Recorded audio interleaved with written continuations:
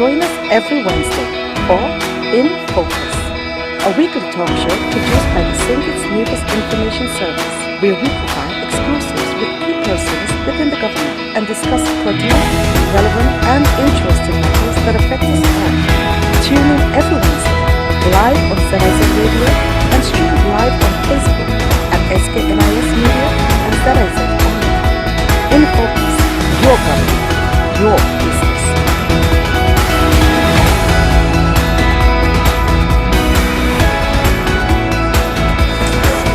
I'm Ian Richards. Welcome to InFocus, a weekly program where we zoom in on what's happening within and throughout the government, your government. Well, the emergency medical services has been very busy as of late, responding to what seemingly are increased cases of injuries and medical emergencies. Over the years, questions about response times and patient care have been the subject of much discussion. Today, emergency medical technicians Omaro Hodge and Anelda Tuckett will join us to share insight into what it takes to be an EMT and what initiatives are being planned to improve their skills. Stay with us as we delve into your government, your business.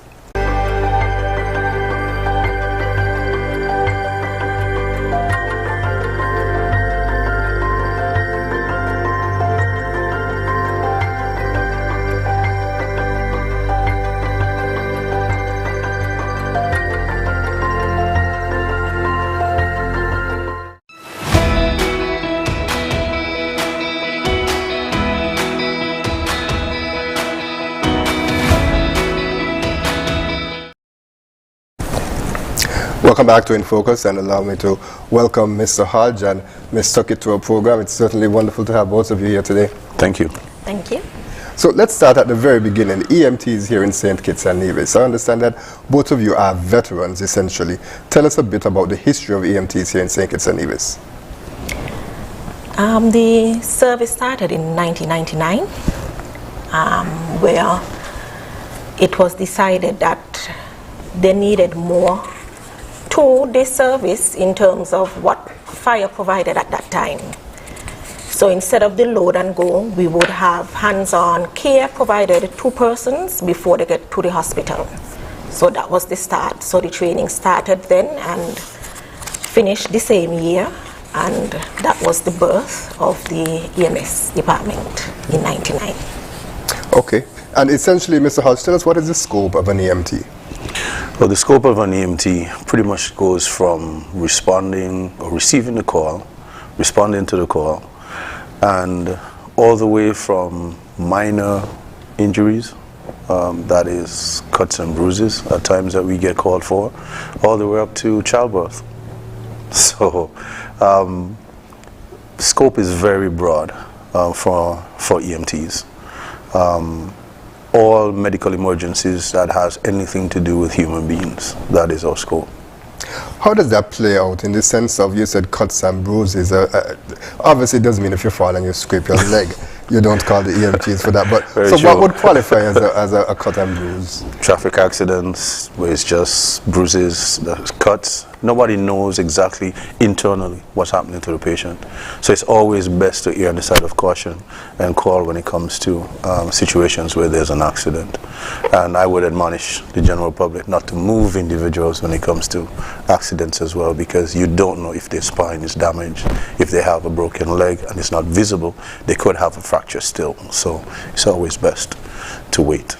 Right. I will get a bit more into the more serious injuries that take place, especially with traffic accidents. There's been quite a lot taking place a bit later in our program.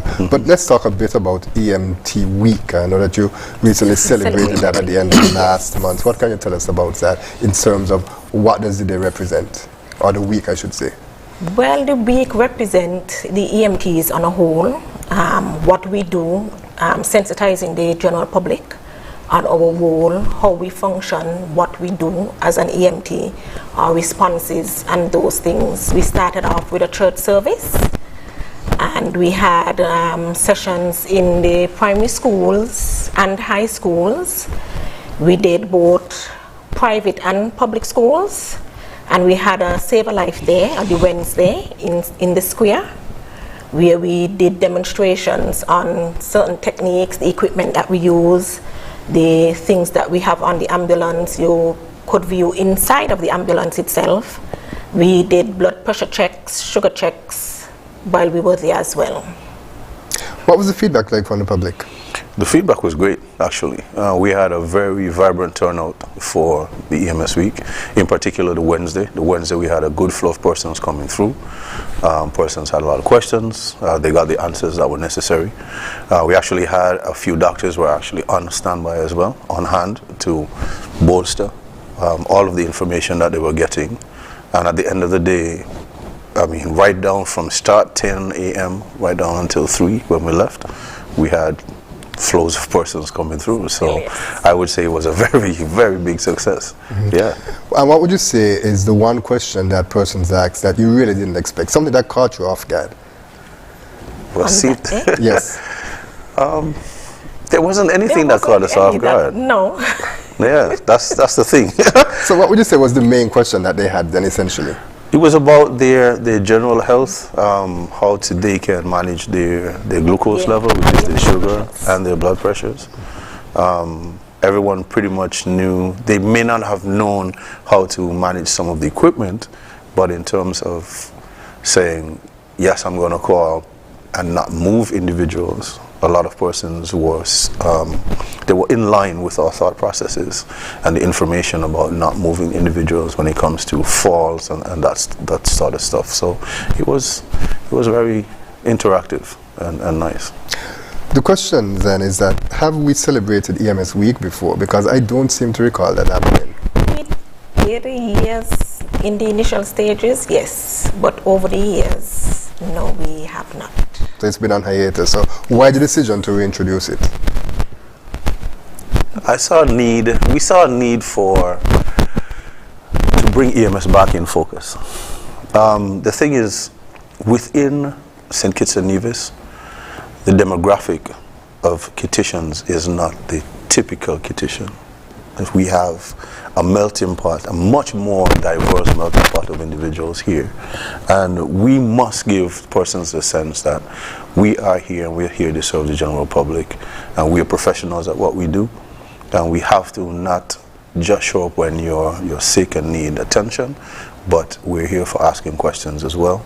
So that's one of the reasons why EMS Week was celebrated. We're not looking to go dormant anytime soon as well. We're actually looking forward to having more visibility going forward into the coming years, because there are other events that we would like to put on with the general public, with businesses if they would have us, and stuff like that, so that they understand.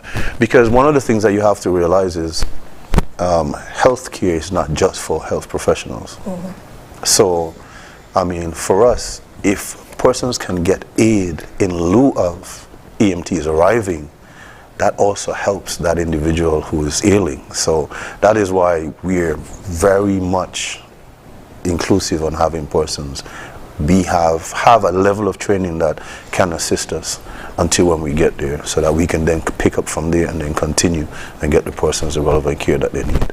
So then give us a sense of what type of training, what type of qualifications is necessary for someone to become an ENT.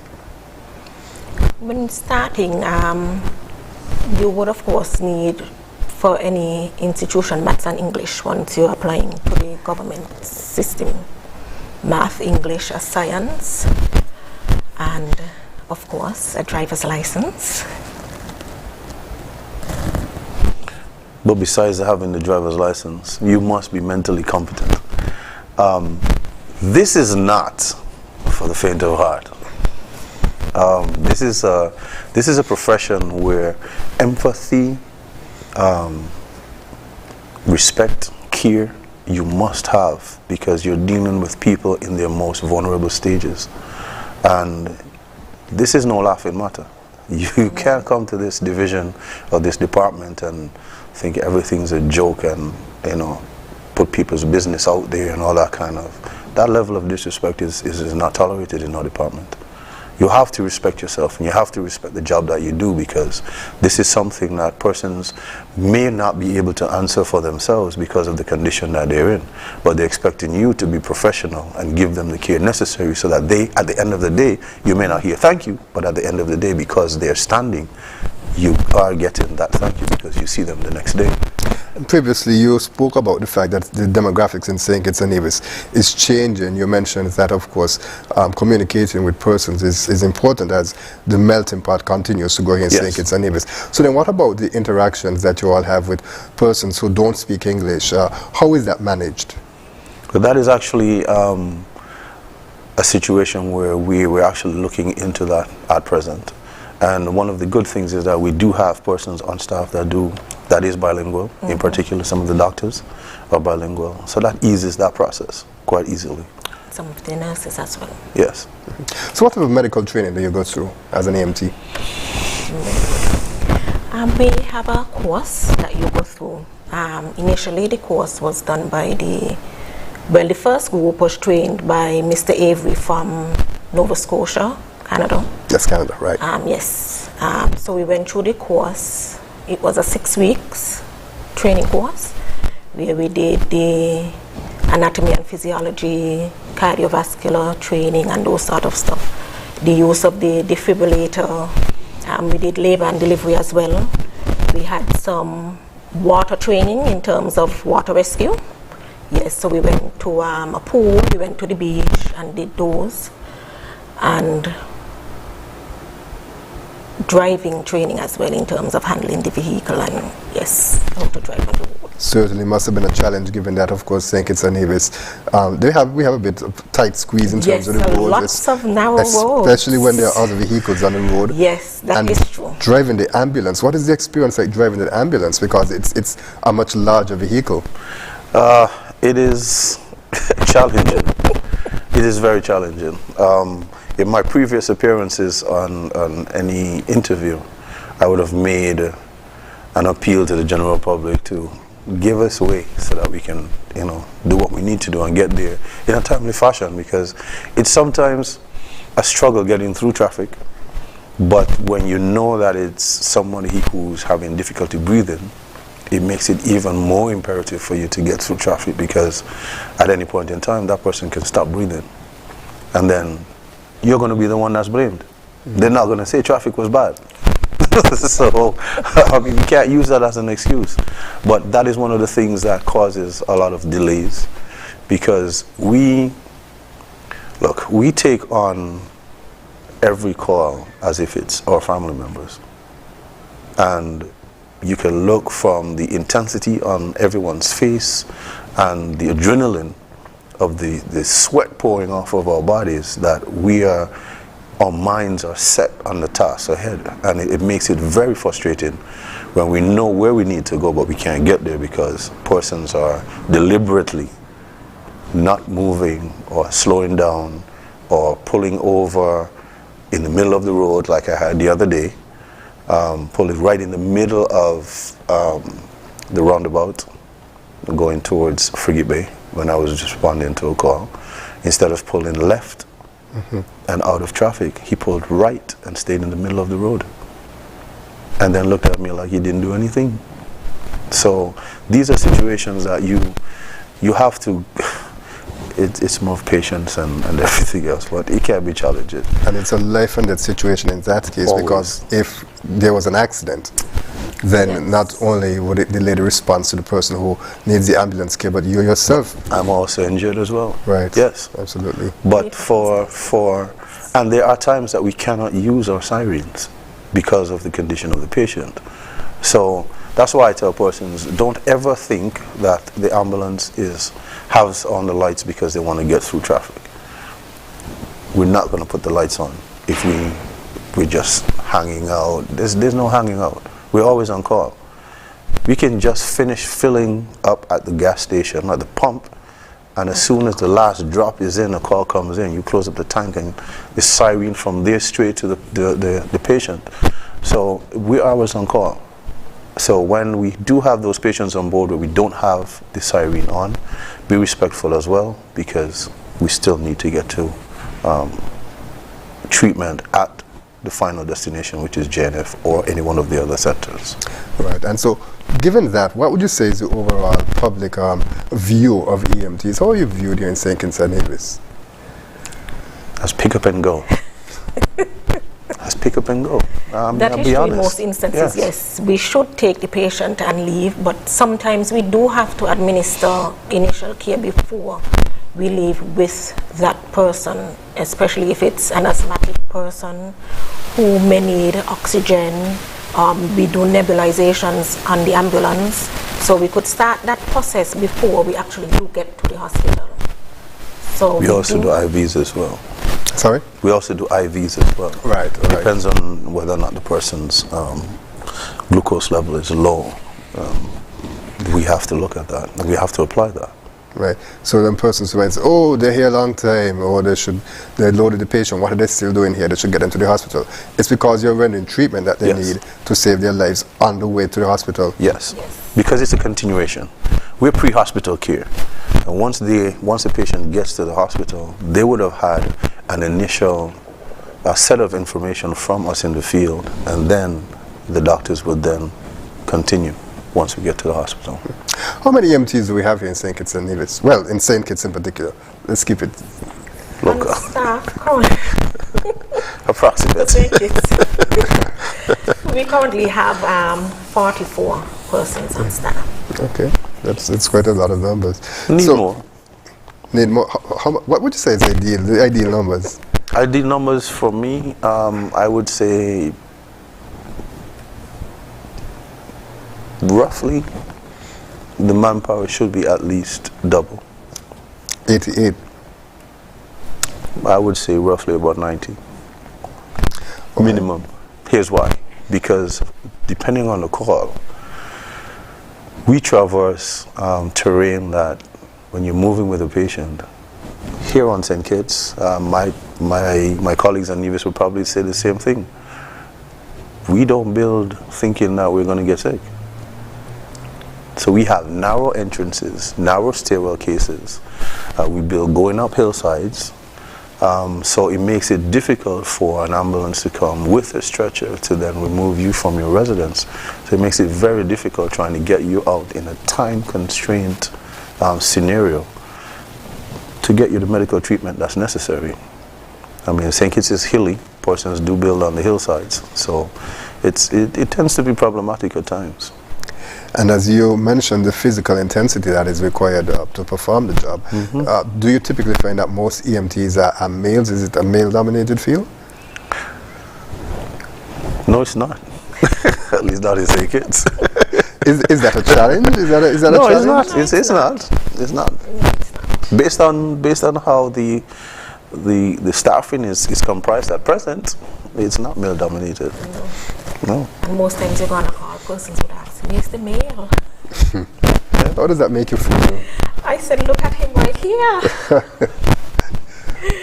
The females on staff, they're very capable.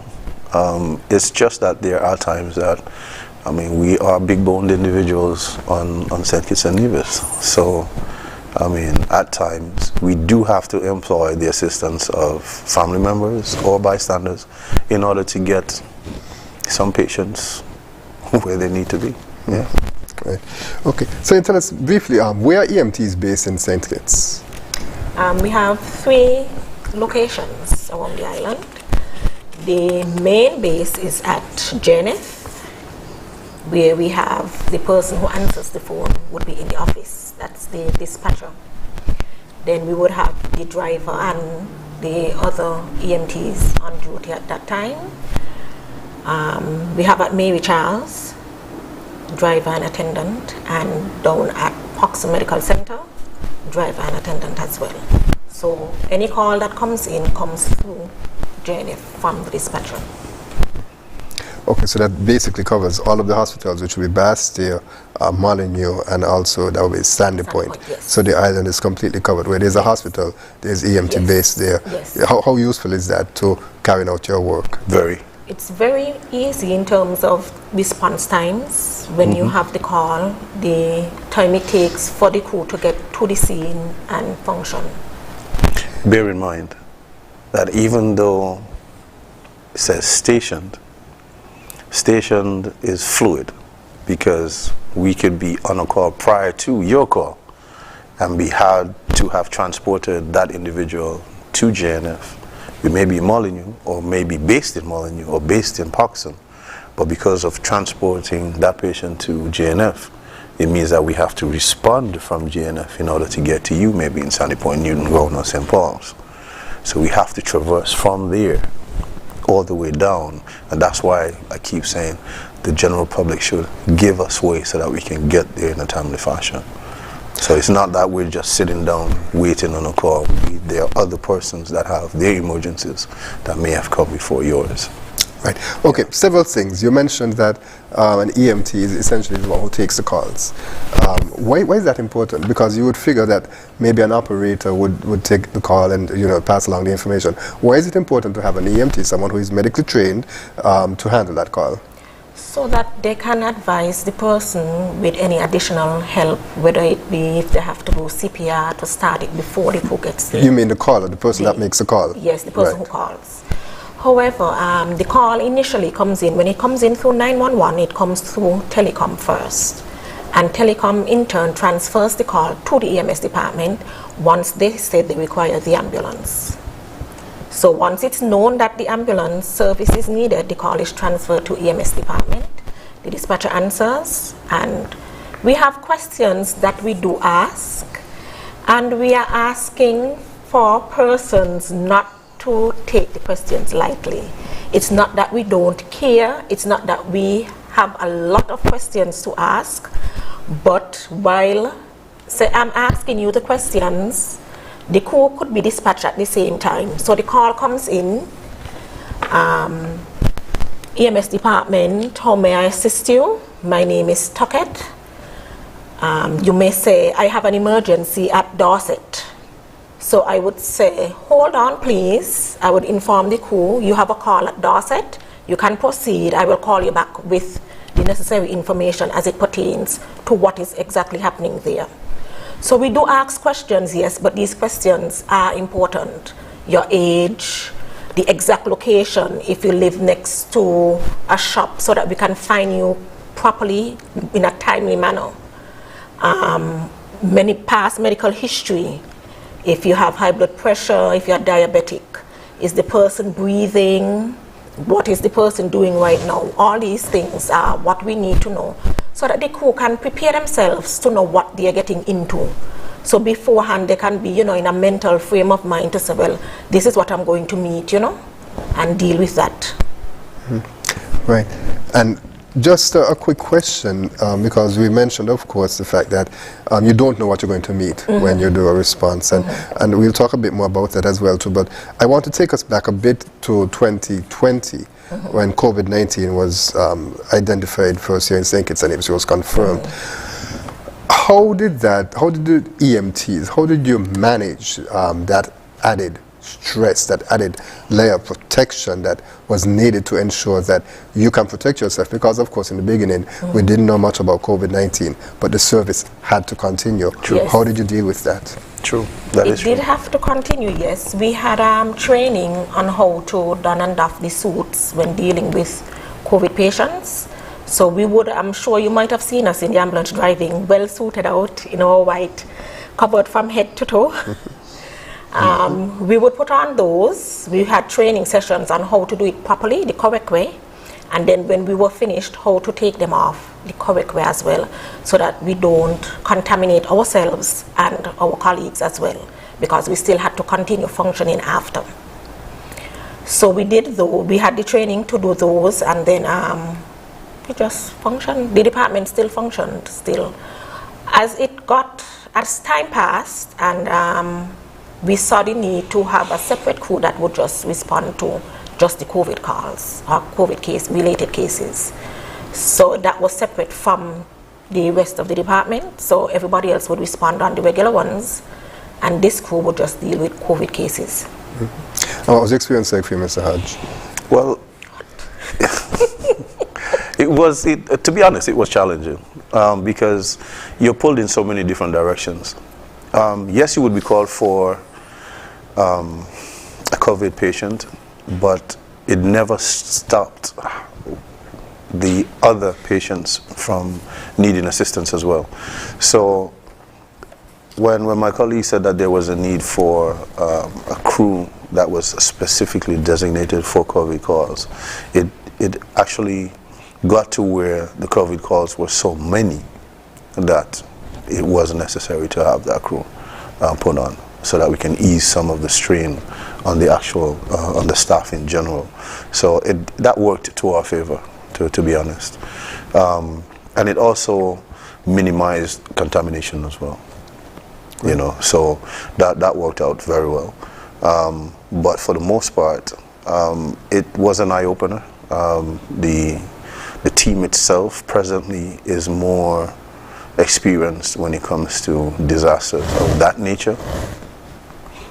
So going forward, if hopefully there's none, but God forbid, if there is a similar situation, the team already has that level of training under their belt when it comes to hazmat situations like that. So we're in good standing. And that makes response time so much more easy. Yes, very true. We're going to take a quick break. We'll be right back with more In Focus.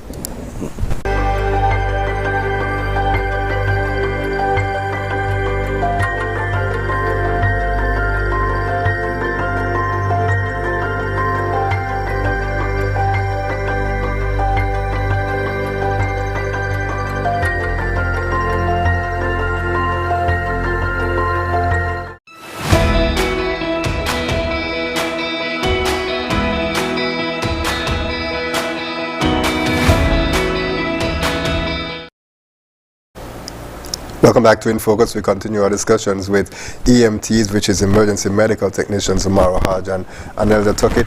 So we want to talk a bit about now the skills that EMTs are given, that the training that you go through. We touched on it before, but one of the terms that are being introduced now is paramedics, which would be essentially upgrading the skills of EMTs.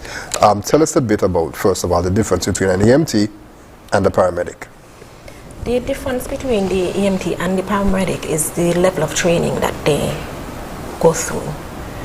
The training for the EMT would be a shorter period, and of course the intensity of what they do.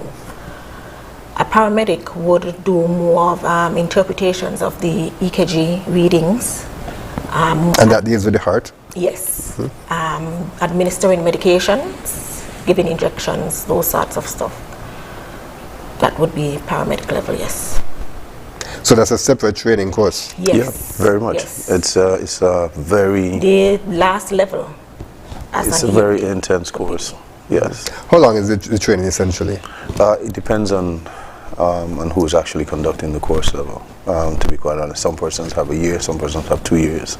So it all depends on where you go. Some persons can actually encapsulate it into 6 months. Yes. So it all depends on where you go.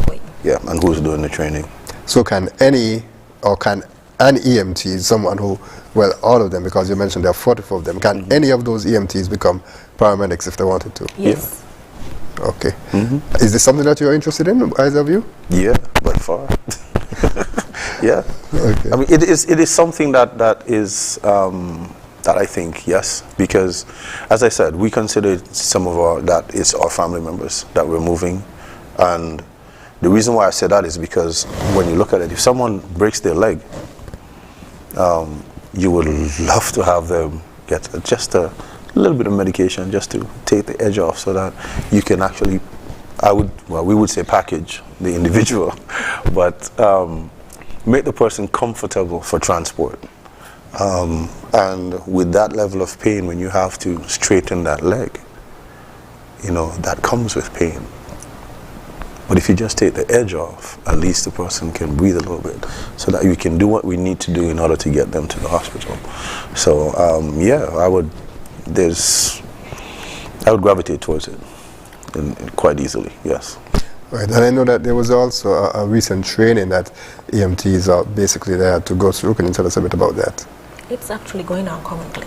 Right, so okay. Yes, we have it currently, where everyone would be going through the training. It's 1 week, everybody's going to do it for a week, so it would be 5 weeks. We'll be taking a break the week of Music Festival and White Sands so that we can have full coverage island-wide and for the events that would be taking place during that time. But the training is going on currently as we speak. What's the training about? It's a refresher of the advanced, techniques change as we go along. So we are going over the anatomy, physiology, and those things. We are doing how to manage seizures, CPR, going over those as well, and those stuff, yes. And the Ministry of Health also has been having some training sessions with personnel there in terms of customer service. Very, very important, as you are persons who work on the front line. Are EMTs included in that training? Well, we actually had a customer service training with, if she doesn't mind, Mrs. Burry was our facilitator a few weeks ago. So we've had that training, but we're not opposed to continued training because working in the EMT field, we are exposed to changing times, changing methods, changing prescriptions, everything. So change is nothing that is new to us. So we know that we have to continue our training. So yeah, if there's a second or third, we have no problems with it. That's fine. And as you speak about change, one of the things that an EMT has to deal with, as we would have established earlier, is the dynamic of what do you meet on a scene. I imagine, as you mentioned, that the EMT that takes the call, they will try to get as much information as much as possible. But there are some scenes that, the ordinary person, as you said earlier, Mr. Hutt, really wouldn't take too kindly to respond to. How do you manage? How do you, both of you, manage as EMTs to, when you go on the scenes? And we would have seen some of the videos where there's a bit of a gruesome injury. How do you manage looking at those things and being able to maintain your composure to perform your job? Gruesome injuries are different to some of the real things, obscene things that we would have seen. Gruesome injuries, we know, impact injuries. So there's always a shock at awe when you show up and it's boom, this is what you have to deal with. And give us a sense of what would you qualify as a gruesome injury? Okay. Most persons would have been aware of some of the traffic accidents where persons would lose limbs. Right. Shock and awe. Right, okay. But some gruesome injuries that mentally we have to deal with is a lot of the, like yesterday, present shootings is also a gruesome injury that we have to go to and deal with. And just like the family members, we have your senses, everything about you is involved in that call. Because after the call, you're still dealing with that call. When persons are assaulted, whether it be with a hammer or machete, or we take that home with us. These are some of the things that we have to deal with, we have to process. Yes, we have to process it, getting to the scene. When you're on the scene and have to be hands-on, that's a different set of processing that needs to happen, because you're now in the mode of, what do I need to do in order to stop the bleeding? What do I need to do in order to preserve life? What do I need to do in order to get this patient back to their family members, excuse me. So these are the things that we're thinking about. And then when the patient is, once we render service and the patient is at the hospital and it's now in the hands of the doctors, then there's another set of processing that happens where you're questioning what you would have done on that call. Is there anything that I could have done differently or better? And you take that home with you because you're still in the processing mode. So that's why I said, if you're not in the mindset of always wanting to learn and upgrade and improve and to be the best professional version of yourself, this career may not be for you, because the things that you see is going to shock you. The things that you have to do for your fellow man, that is not your mother, brother, sister, or child. They're persons that wouldn't do certain things for their parents. much less for somebody else on the street. But these are things that we as EMTs have to do because this is our profession. This is what we chose. Mr. Kit, is there a difference when you're dealing with an adult, you're treating an adult, as opposed to treating a child? So a call comes in and you have to deal with a child. Is there a difference? Not really. Some people Not say, oh, really. it tugs at their heartstrings a little bit more Dealing because with the it's children. Our patients So, yeah. tug at my heart, I think, in terms of, trying to get them the help that they need. Children, you're going to be a bit more sensitive with because, they're smaller. And you look at the severity of whatever injury it is they may have. But I think all of them hold the same importance. And in terms of the mental support now, because mental health, of course, is very important in today's society. It is something that, there was a lot of stigma surrounding, and of course, persons are becoming more aware of the importance of mental health. And so given that you are exposed to these type of injuries that could be described as gruesome, you are exposed to gunshot wounds where the person potentially dies, maybe on the way to the hospital, and as you mentioned, when you're able to be in the moment is one thing, but then going home, maybe a day later, a day after, a week after, you still have to process that. Is there any sort of mental health interventions that takes place that given to EMTs? Yes, there is. Once you feel if you have responded on that call and you find that you need assistance, you just request it. And you are directed to the counselor and you speak to them.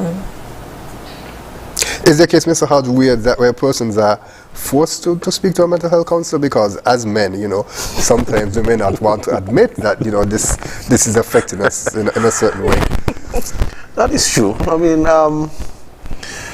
most persons tend to want to deal with things how they see fit. But there's nothing wrong in talking to somebody because the things that we see and go through, you cannot always try and talk to your significant other about because they're going to have sleepless nights, just like you would, as much as they would want to help, because they may see you sitting down and just thinking, but it might appear to be depression, but your mind is pretty much going over what would have happened during the course of the day, and you do have to protect your family because the situations are not always easy to deal with mentally. So I would admonish any one of my colleagues to seek professional help because even though they may not understand, at least it's an ear that they've trained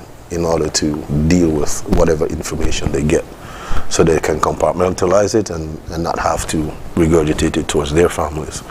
But for us, sometimes it helps. I would say it helps a lot because a lot of my colleagues, they talk to me about situations that they would have felt because we're in the field, we understand mentally what we're going through. So we tend to use each other as a buffer and talk about things that are troubling to us. And then we can bounce off ideas as to how we can do the next call if it's similar so that, it makes it a little bit easier having to deal with it as we go through. Otherwise, a lot of persons would have resigned a long time ago because it gets to that level sometimes. Yeah. And of course, the mental health aspect is just as important as the refresher aspect. Very true. Because if you're unable to function mentally, then you can't. You might as well be at home. Very true. Right. Yeah. Okay, so we spoke a bit about how the public can assist, and one of the things we're going to do now is to show the public how they can assist in terms of helping the EMTs to make their job easier in terms of a bit of a training technique that you're going to demonstrate to us. Well, we're going to take a quick break and get everything set up. We'll be right back with more in Focus. If you haven't done it as yet,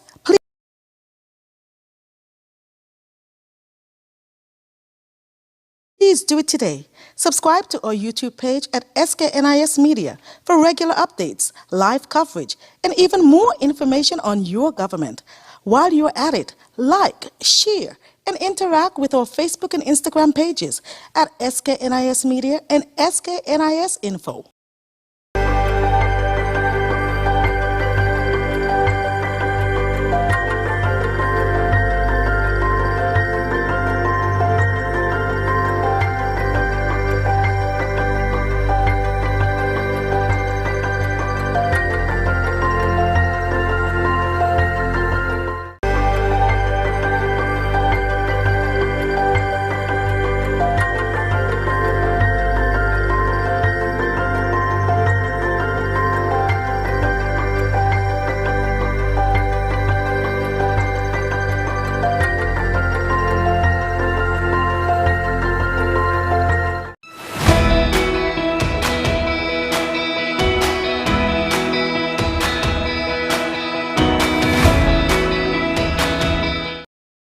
We're good. Yeah.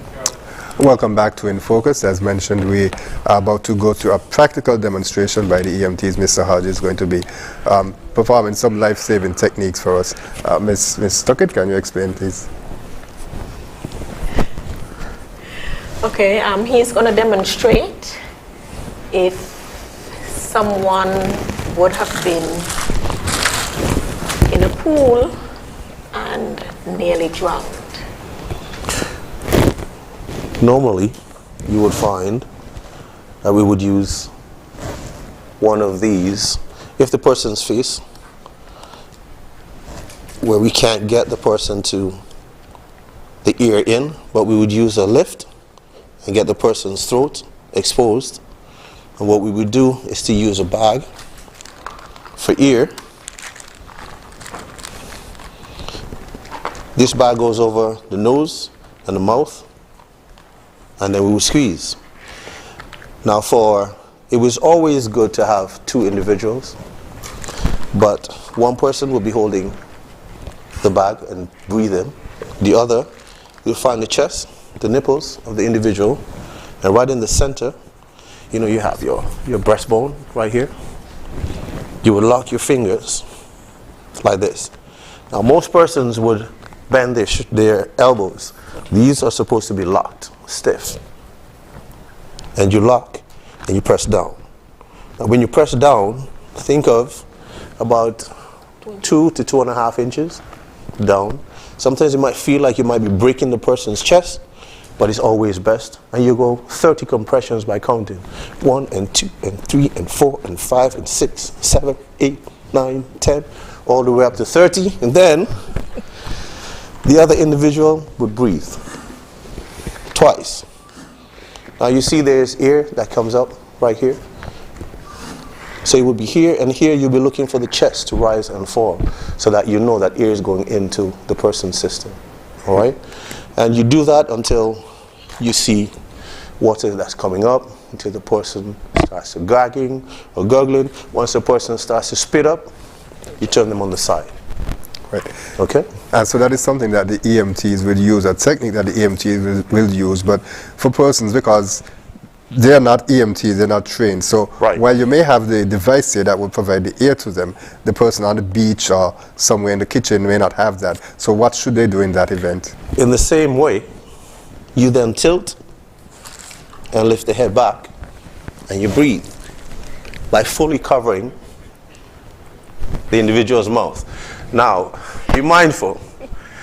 Persons do not put their mouths over other persons' mouths because they would have eaten, so they have stomach regurgitations that's coming up and stuff like that. So it's always good. There are some small plastic breathers that persons can actually purchase. They sell them online. It's a couple cents for one that they can have. Personally, I would admonish any bar owner that is on the beach to probably have in stock for just in case, and at least to have one staff member for every shift that can swim so that they can assist when it comes to situations like that, because EMS is not stationed at the beaches, but at least someone who's at the beach can assist in getting persons out and rendering some care until when we get there. And that technique is also useful in terms of rendering care to someone who is experiencing shortness of breath, perhaps from a heart attack or some sort of pulmonary event. Yes. Right. Okay. CPR does not necessarily mean drowning. It also goes towards a heart attack where the person has stopped breathing, or even for an asthma person who has stopped breathing because their lungs have collapsed. It's also good for that as well too. We're almost out of time for this segment, so what I'll do is that I will allow each of you, and Ms. Tuckett, we can start with you, to make an appeal to the general public in terms of the importance of EMTs and why, you know, if there's someone who is interested in joining the profession, what would you say to them in that case? If you're interested in joining, come on board. We're looking forward to having you.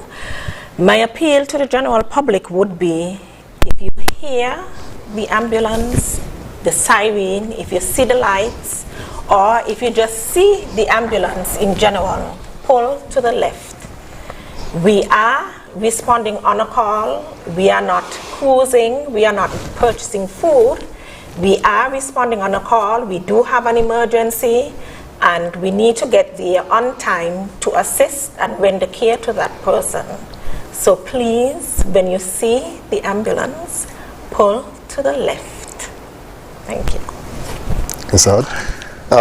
As my colleague would have eloquently stated, yes. Give us as much birthing as you can possibly give us. We would admonish anyone to come into the department. Once you're serious about helping people, come into the department to make a difference, because it's not just about riding up and down in an ambulance, because it's no fun.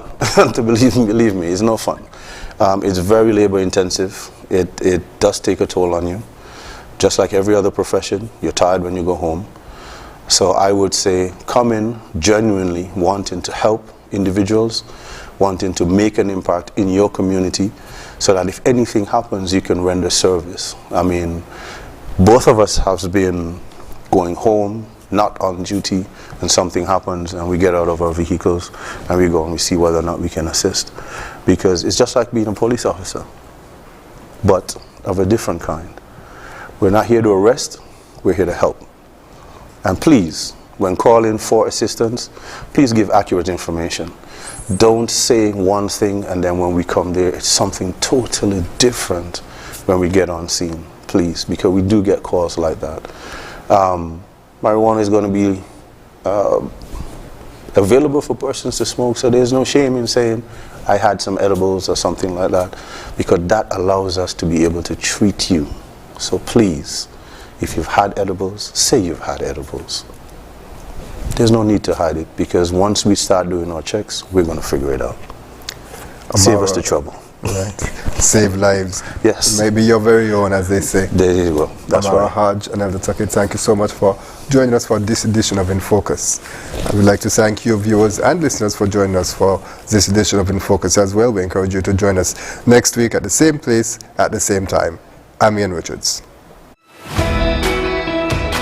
Join us every Wednesday for InFocus, a weekly talk show produced by the St. Kitts Nevis Information Service, where we provide exclusives with key persons within the government and discuss pertinent, relevant, and interesting matters that affect us all.